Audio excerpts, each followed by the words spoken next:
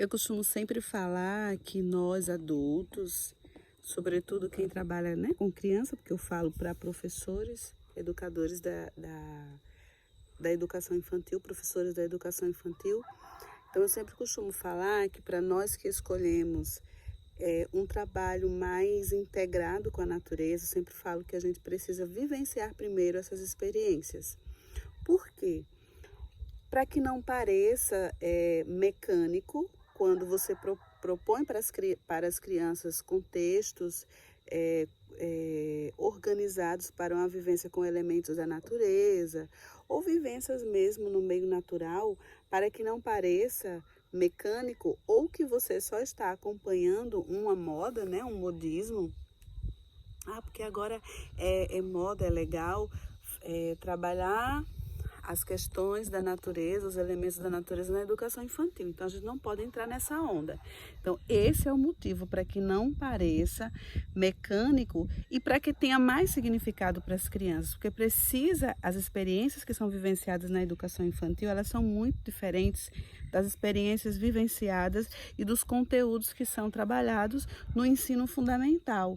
Então, a gente precisa ter clareza sobre isso e saber distinguir o que é o que, né? E para qual público, para qual grupo de pessoas a gente está oferecendo, a gente está oferecendo aquele trabalho. Então, o principal motivo é esse, é que o adulto ele precisa ter essa conexão inicial antes de oferecer, antes de propor, antes de convidar a criança para uma vivência na natureza, para que ele tenha elementos, para que ele tenha subsídios, para que ele tenha referência e para que aquilo primeiro cause nele o impacto. Porque se não causa esse impacto, se você não se conecta com a natureza, você não vai conseguir levar suas crianças para essa conexão também. Você não consegue. Por quê? Porque é algo que não te pertence, é algo que você não vivencia, é algo que você não valoriza. Então, a gente parte muito desse princípio do valor. O que é valioso? O que é valoroso na educação de crianças pequenas? Então, se eu compreendo a natureza como um vasto campo, um meio riquíssimo de possibilidades que colaboram para o desenvolvimento das crianças, eu vou apostar nisso, mas antes de oferecer esse campo para as crianças, eu preciso estar conectada, eu preciso respeitar essa natureza, eu preciso me ver como parte dessa natureza, eu preciso estar integrada. Como é que faz isso? Não necessariamente fazendo uma viagem, você não precisa fazer necessariamente uma viagem, você não precisa fazer necessariamente um retiro.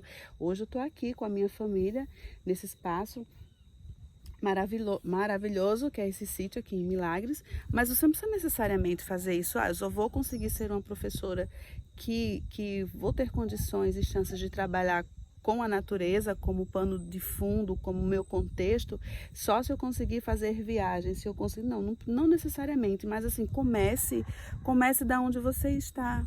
Comece conhecendo os meios naturais da cidade onde você mora, do local onde você mora. Como é que é essa natureza que te cerca? Comece conhecendo essa natureza que te cerca. E a natureza não é só a planta, não é só a árvore, não é só o verde. Nós somos natureza, né? Então, assim, parta desse princípio inicial, não é? Para que você não estacione e não coloque ou sobreponha pesos, empecilhos, muros, paredes, para você que não vão colaborar para que você realize um trabalho mais sólido, um trabalho mais real e contextualizado, tá bom?